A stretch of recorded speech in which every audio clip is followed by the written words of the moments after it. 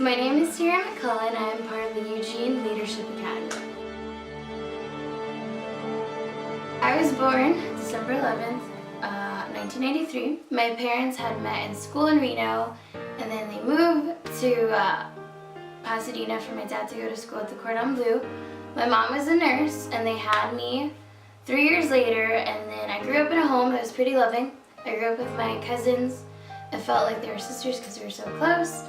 My brother was born when I was around 8, so it was the first time I wasn't the only child, and it was kind of hard for me. I joined cheerleading when I was in 4th grade, and I did it all the way to my sophomore year. My religious background before I became a Christian was I learned God from my grandma.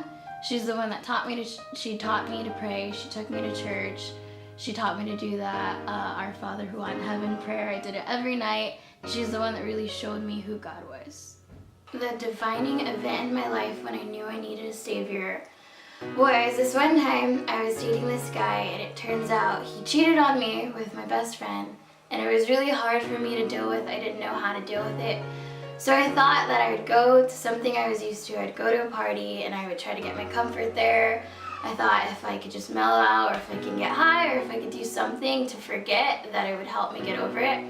So I remember going to that party, and I remember not connecting with anyone. I didn't want to drink. I didn't want to do anything. I just kind of wanted to be to myself. So I went home early, and I remember for the first time in 4 years, I just decided to pray. And I prayed that God would show me a sign or show me something that He was real, and I felt that I needed proof that God was listening to me. And so I remember praying that and expecting to see something right away, and I remember I didn't see anything for about a week. But a week later, I was actually on my way to another party, and I got invited out to go to church. And I remember I didn't really want to go, but that night at that party, something inside of me, like guilt, made me want to go. And so I remember going to church and just thinking that maybe it'll make me feel better. But I remember actually studying the Bible and just seeing that God wanted something with me. It really helped me see that I wanted to change. And so I remember a month later, I just studied, and I got baptized May 29th, 2011. My life after I became a Christian was really hard. I remember coming back my senior year and feeling like I couldn't relate to any of my friends, because before what we had in common was partying or going out or doing all these things, but I felt like I couldn't do that anymore because of my convictions, and so it was really hard, feeling like I couldn't relate to anyone. But I remember the best part was that my best friend Robin got baptized the same day I was, so going back to school with her and feeling like I had a partner in the gospel, having someone who had the same convictions as me, someone who was going through the same things, really helped me. And I remember being in the teen ministry together, and it was awesome, really learning the fundamentals of being a Christian. And after high school, I got asked to go to the Mexico mission team in 2011, and it was cool being able to be there for a year. I got to learn Spanish, I got to reach out to people of different cultures, and it was just really a growing time for my faith. And then when I came back, I got to serve in the campus ministry in Pomona, and that's where I really just got the vision to be in the ministry, to be a leader, to really go after helping other women. After being in the campus ministry there for a year, I was asked to move to Eugene, Oregon to be a part of the campus ministry at the University of Oregon. The biggest difference I see from when I read the Bible to the state of Christianity today is I feel that being a Christian has become more of a title.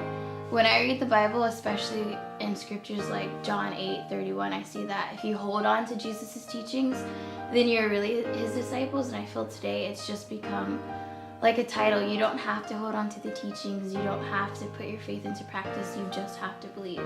And I feel like it's very skewed nowadays.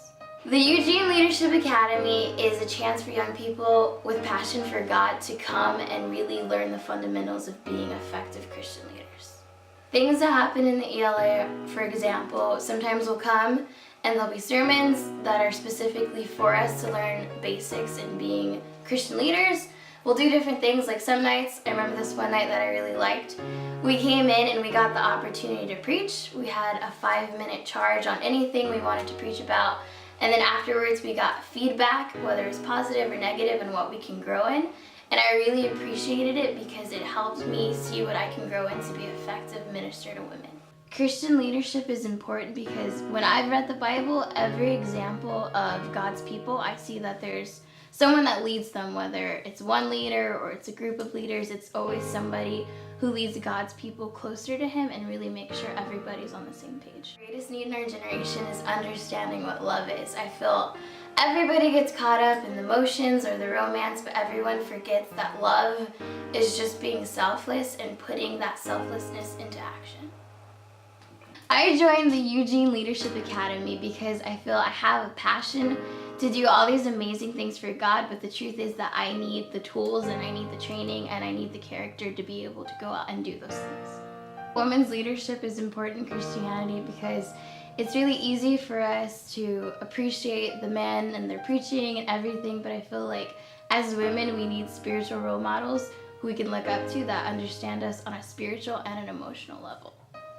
The message I want to bring to the women out there is that God has a plan for them. I remember before I was a Christian, I felt like that applied to everyone but me. I felt like there's no hope for me or there's no hope for people like me, but understanding that God has a purpose for all of us and that he wants all women to step up and really fulfill the role no matter what it is. I feel the ELA is so important because it gives people the skills they need to be effective Christian leaders for God. Because I feel a lot of the times people can have this great zeal and this great passion to do amazing things for God, but they just don't know how to.